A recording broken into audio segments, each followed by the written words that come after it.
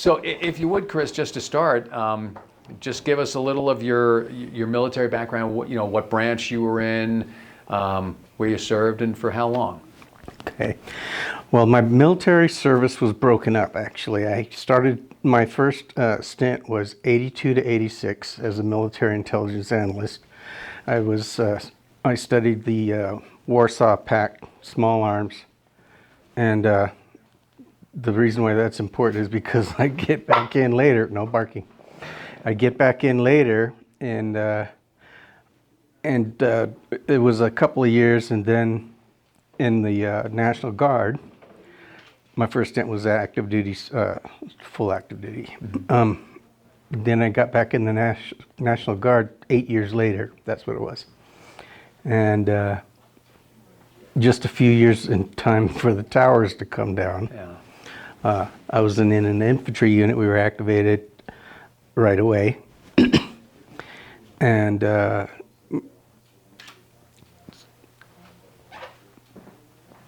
then Take your time. Yeah. and we that was a tough thing, but it wasn't. It was, because not just what we dealt with, but the being away from the family. I have two daughters, Yeah. and all, but when you get in the reserves back in that day, it was like, okay, you get in the reserves, but nothing's ever going to happen. Right. Boy, were we wrong. I'm just glad that our commander had us train well, and so I think later on we found out that 40% of the force that actually was activated was reserve component, which is Reserve and National Guard. I know all this because my second time I was activated in 2005, they came looking for me. And the reason why is because I had that 8-year break, and everybody that knew what I knew about the Warsaw Pact small arms was retired. And so I had a 2-star general who called me, said, I need you to come to Fort Bliss to activate the reserve component and to educate them on the small arms of Russia, because that's what they're using, just in case our soldiers need to use it, and so that have an idea of the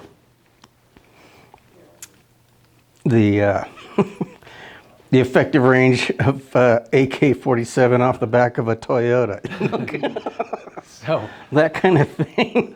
So, just when you, just assimilating back into civilian life, what were some of the, problems, small, large, whatever they might be, and whatever you're comfortable with talking about? What were some of the problems you ran into that made you realize you might need a little help, that somebody like Kari could help you? Yeah, I that's the whole point of all of it.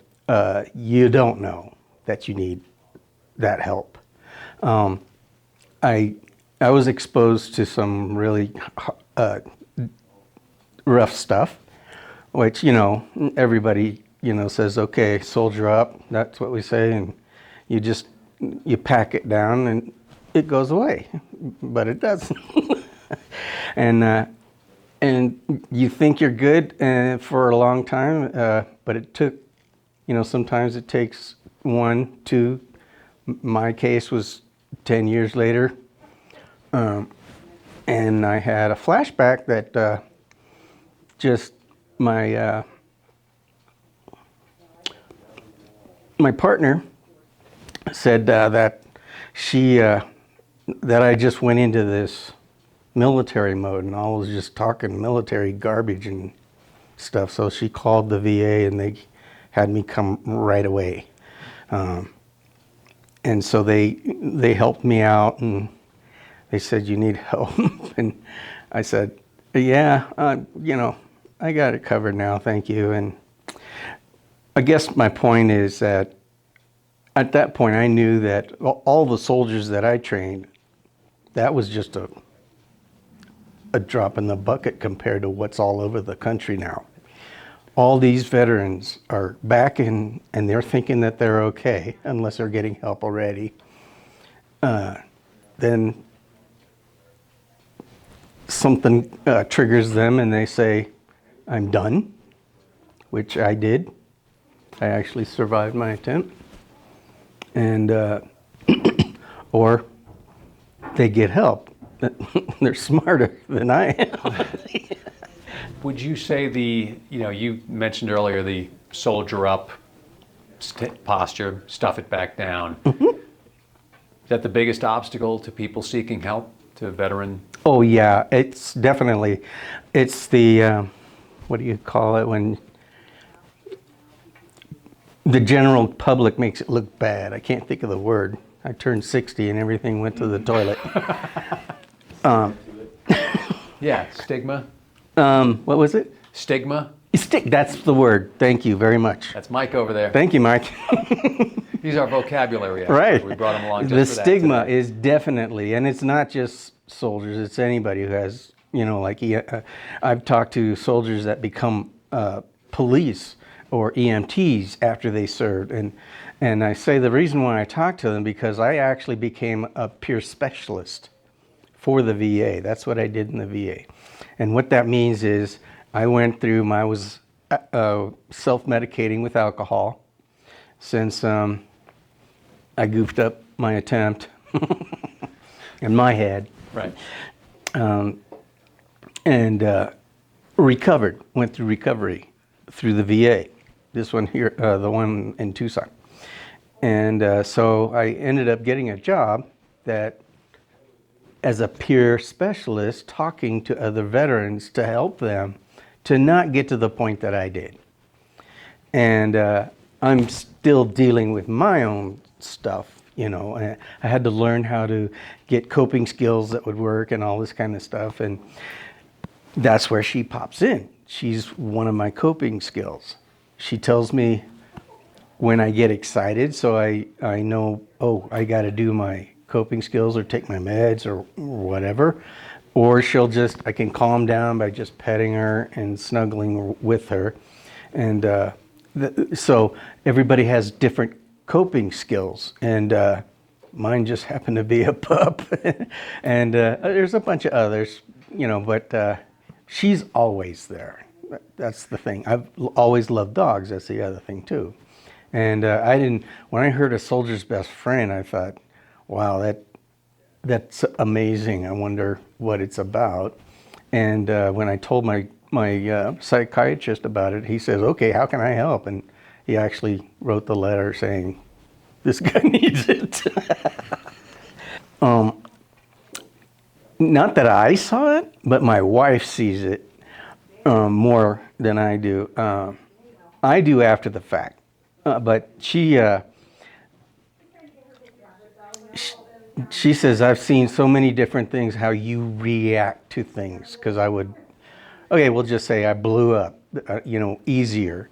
And here I can keep my composure, that kind of thing. Like I can't think of a whole lot of examples, but one it was, we pulled up to a Circle K and there's this guy sitting down there, veteran sign, need help.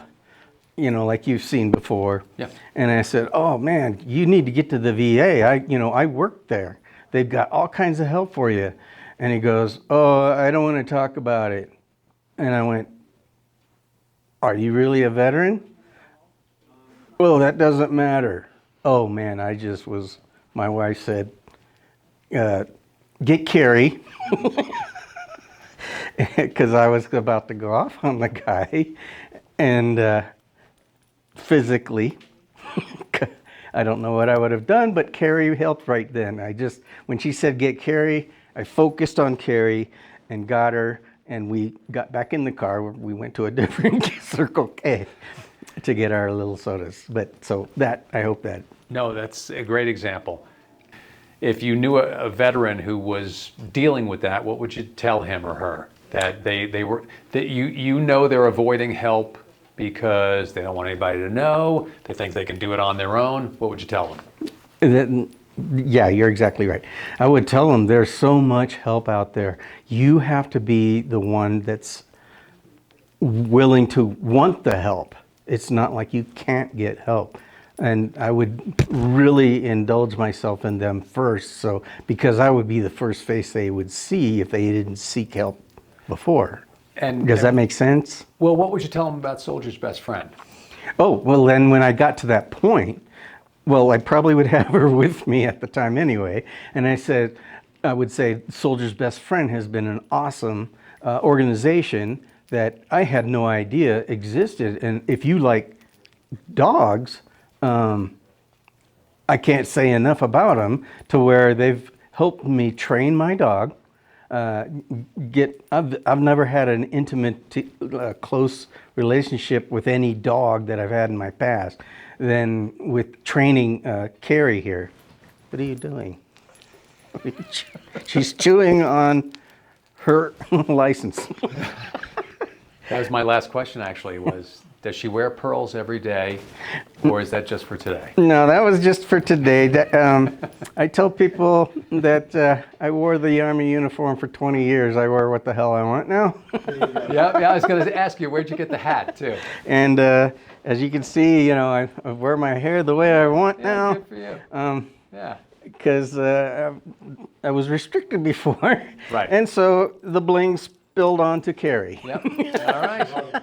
I love my black and gold because that's the Army colors. Beautiful. That's awesome. Kris, thank you.